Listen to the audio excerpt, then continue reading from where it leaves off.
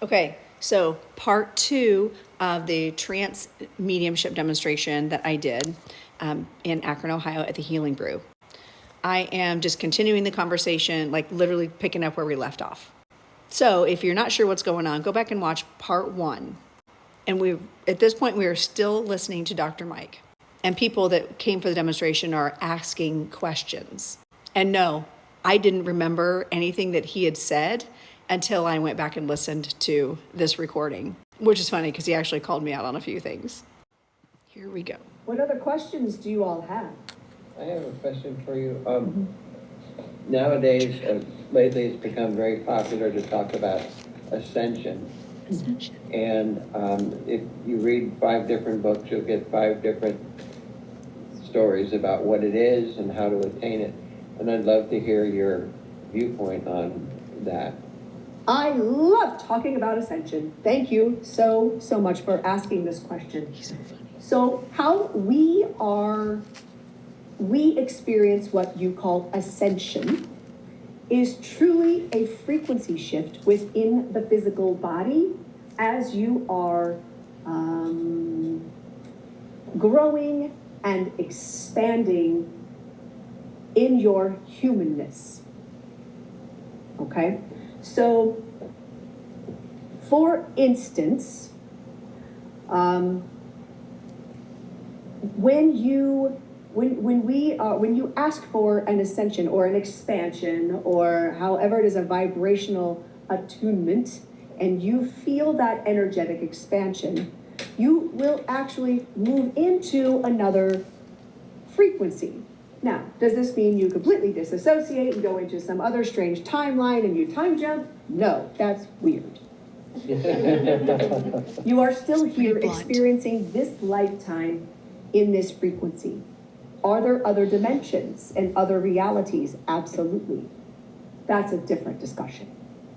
But as you ascend, what happens is your energy expands, you move into different frequencies and different vibration, and so there might be people around you that function in a different place, or their path may be different. Okay? So these other humans, these other people, will follow their own path and play they are going to exist in their frequency. As you ascend, you move into a different set of goals and expectations. The idea behind ascension is that we are expanding to the point where when we receive information, we are only receiving it from the divine source, from a pure source. We are not receiving it from other people, other humans. We are not receiving it from a place of, what's the phrase? What is it? Imposter syndrome. That plagues you people. A lot.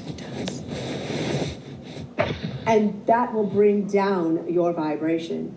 As you ascend, what you will find is when you allow the energy expansions to happen, when your vibration happens at a higher frequency, where you are only receiving information from a divine place that is for your greatest and highest good, that you will see things very differently.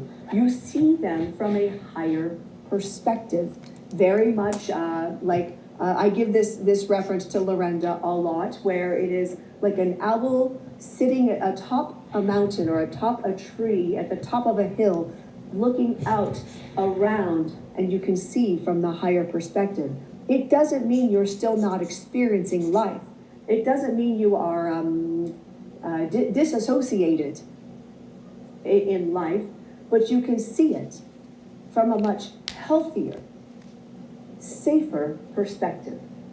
And you can learn without being immersed and feeling tragedy, without feeling trauma. We still have to be here to experience. That's what you signed up for.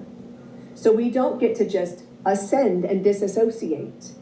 We still have to learn the lessons. And if you don't, then you will lose that vibrational gift. It'll be taken And I don't mean that it will be snatched up and you'll never be able to have it back.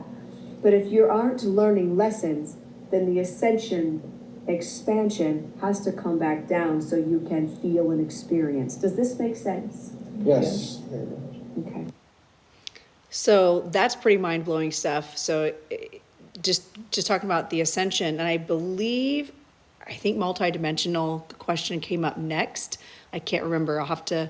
Okay, so we'll end it there for part 2, and then check for the next video for part 3.